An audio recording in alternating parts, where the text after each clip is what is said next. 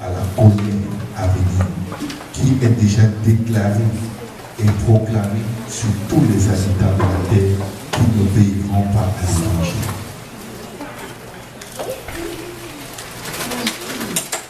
Alléluia.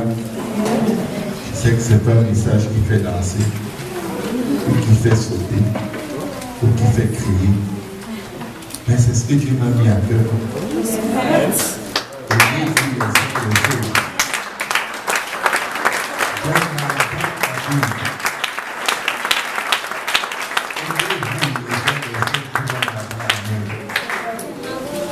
Je ne sais pas ce qui vous concerne, et je vais vous dire, en ce qui me concerne, et ce n'est pas parce que je suis pasteur, quand je viens à l'église, j'ai l'intention de prier au moins pour une personne, face à face avant de rentrer. J'ai l'intention d'encourager une personne au moins avant de rentrer. J'ai l'intention de donner de l'affection comme pas possible à quelqu'un avant de rentrer. J'ai l'intention de donner même ce que je n'ai pas avant de rentrer. Parce que l'Esprit du Seigneur, l'Éternel, est sur moi. Et il m'a mis exactement pour cela. Nous sommes la meilleure église au monde. Parce qu'il y a des gens ici qui ont résolu de se laisser diriger par le Saint-Esprit. De consoler ceux qui ont le cœur brisé. De proclamer aux captifs la liberté. Il y a ici des gens qui ont résolu que leur vie avec le Seigneur ne sera plus jamais la même. Vous savez, quand vous donnez l'opportunité au Saint-Esprit de vous utiliser, comme c'est écrit dans Ésaïe 61, pendant qu'il vous utilise dans ce sens, tous vos défauts disparaissent, toutes vos faiblesses meurent, toutes les choses pour lesquelles Dieu vous fait des remarques tous les jours, où il vous dit fais attention, fais attention, fais attention, et vous n'arrivez pas à vous battre jusqu'à sortir de là. Toutes vos dépendances meurent. Parce que tu ne peux pas être rempli de la vie et ça déborde et avoir des portions de mort en toi. Tu ne peux pas être rempli de lumière et avoir des aspects obscurs en toi.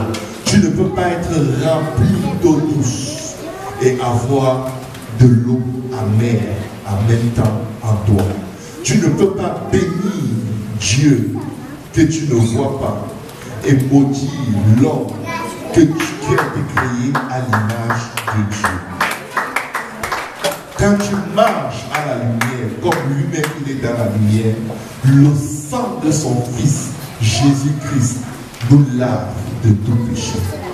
Est-ce qu'il y a quelqu'un qui va être enlevé si la tempête sonne aujourd'hui? Je vais te dire une chose. Ton frère ni ta soeur ne peuvent pas t'empêcher d'être enlevé.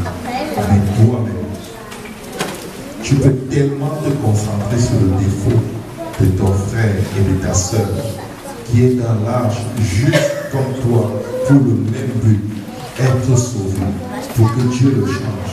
Tu peux être tellement concentré sur ce qu'il fait, sur ce qu'il dit, sur ce qu'il ne fait pas, sur ce qu'il ne dit pas, que quand la trompette sonne, tu es en train de te plaindre. Et tu auras l'éternité pour te plaindre. Devant nous dans la présence de Dieu.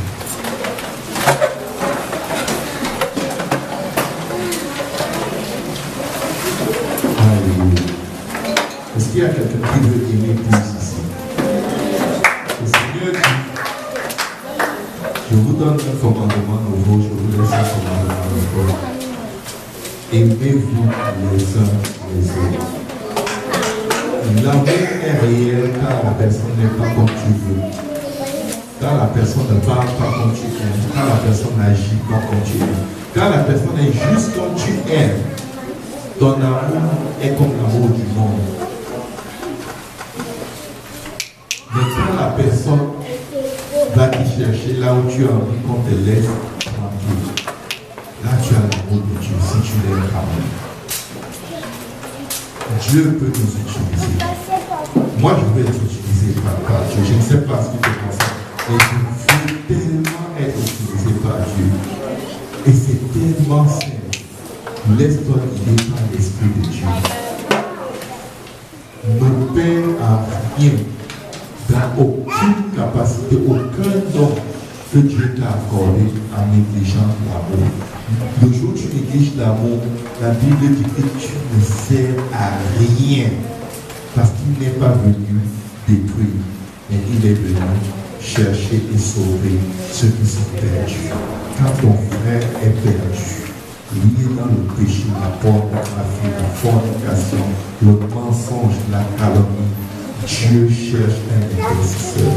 Dieu cherche quelqu'un qui va se mettre à l'œuvre, quelqu'un qui va croire à la capacité de Dieu de changer cette personne et la mener dans la gloire. Dieu cherche quelqu'un qui va renoncer à ses idées préconçues, à cette façon de juger et de pointer du doigt pour libérer cette capacité d'amener quelqu'un à croire en lui-même par le Saint-Esprit. Tu n'es pas ici pour rien. Dieu a mis quelque chose en toi. Si tu n'es pas encore baptisé au nom de Jésus, tu peux porter le nom qui est ici de tout le monde aujourd'hui.